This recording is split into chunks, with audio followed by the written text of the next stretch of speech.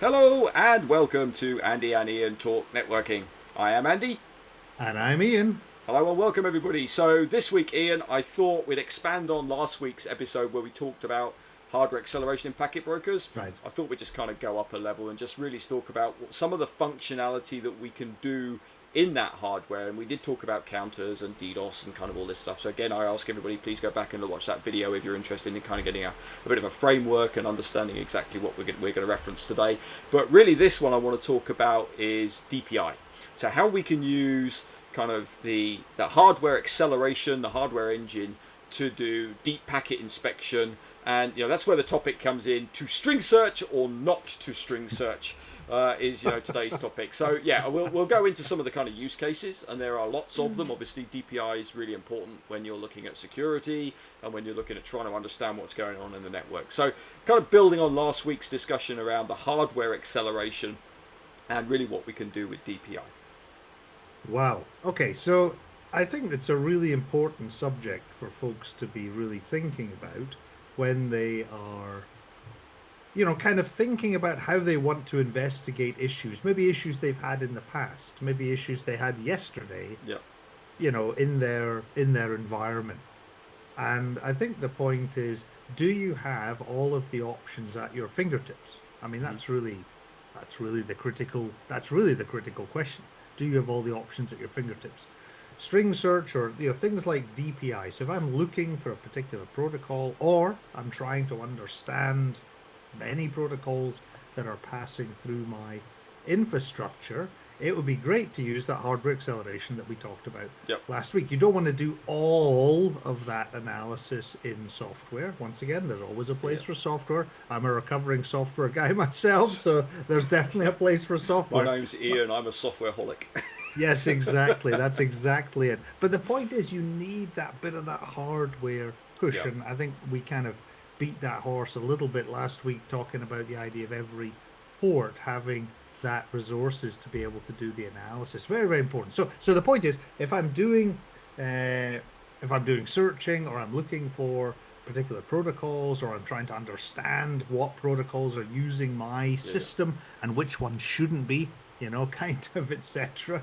The Mm-hmm. point being is, what am I going to do? And then I think the title is well made, Andy. Thanks very much for that. The point is that one of the great things that you need to be able to do is you need to be able to just go to a UI and you should be able to type in Andy Yeah. and it should be able to Google find, or whatever. or Yeah. Google or whatever, and it should be then be able to immediately look Mm-hmm. at all of the ports and find where there are things in the environment. Now, I think one of the things that would be great to highlight in this conversation is things like kind of DNS beaconing. I think it was Yeah. the WannaCry. Is Yeah. that the right WannaCry one? was one example. There was also Yeah. one where SolarWinds kind Ah, of yes. had a major issue. So yeah, in essence, what was happening was that a piece of malware was got installed, or a bot had been installed somewhere in the network, and that bot occasionally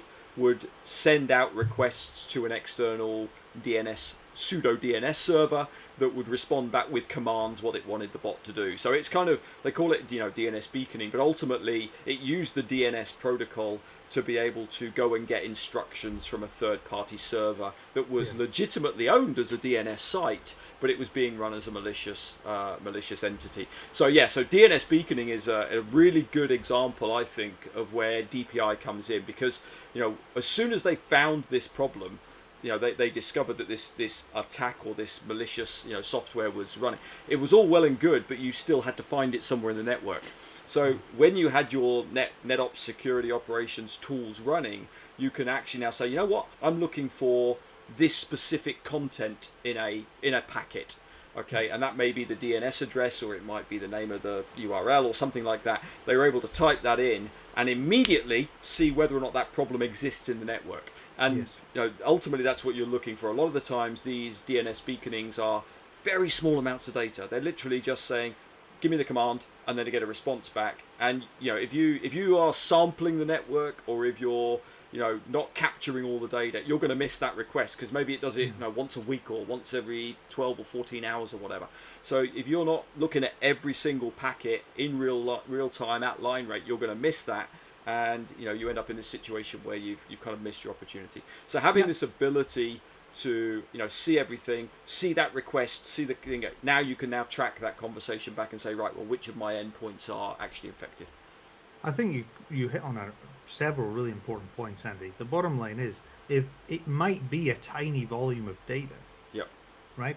Once again, as you said, periodic packets. So you need to look at everything. You need to look and try and track what's going on, and that is a really good kind of example. But as I say, the ability just to be able to go and actually search immediately in your network Is this for happening? things that are going on. What's going on? I'm concerned. I've got a question. I want to know who's doing what and where. The ability to do that dynamic searching immediately without having to, trawl through billions of packets. Yeah, trawl through billions of packets is very very important, and the ability to do it immediately. Yeah, is at the edge as well. That's really important. No, exactly. I mean, there's a lot of kind of nuance here, and I'm sure folks listening to this are kind of like, well, what does that really mean, or how can I apply that to my infrastructure? The question is, have you ever thought, I just want to know this? Like, it's like Googling. I mean, you used the word Google earlier, or it's like the word going to Chat GPT and asking a question, right? The bottom line is that's what you can do with the network. People are like, I just go and ask ChatGPT, or I just go and ask, or as was Google, or I just go and ask YouTube, or I go and ask whatever.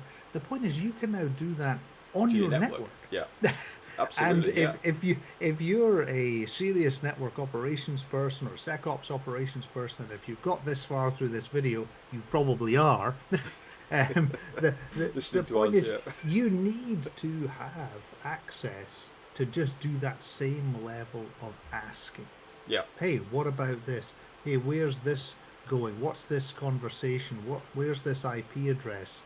Really, which part of my complex, hybrid, large-scale infrastructure is this IP address coming from?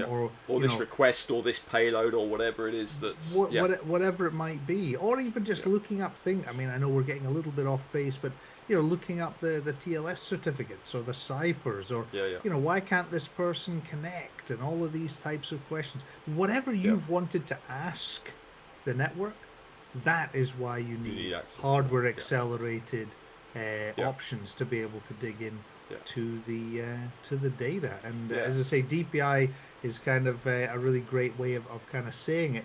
It's just that hardware acceleration, the ability to search, to string search or not to string search. The bottom line is, if you have that string search, you've got a lot of power and a lot of flexibility.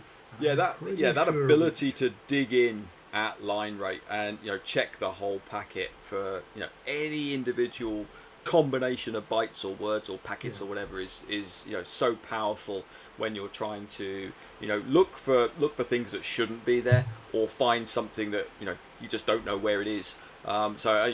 We we have customers that have installed, run string search, and found things in their network that they just didn't even know existed. They were bots or servers that were switched on that they just didn't even know. These data centers now, they're massive. They have millions and millions of GPUs and cores and servers and endpoints, and it's impossible for anybody to really understand or know exactly what's going on in them, which is scary in itself. But it's very, very difficult for them to really see. And having a tool that can look at everything is just so powerful for those. Absolutely, Andy. Absolutely. Okay, that's great. Thanks, Iain. Appreciate the discussion. And again, I'd like to remind everybody to please like and subscribe. I say it at the end of every video, and I ask everybody please to do so. It does help us a lot, and keeps you up to date when Iain and myself release a new video. I just want to say thank you, everybody. I've been Andy. And I've been Iain. And we'll see you again next time.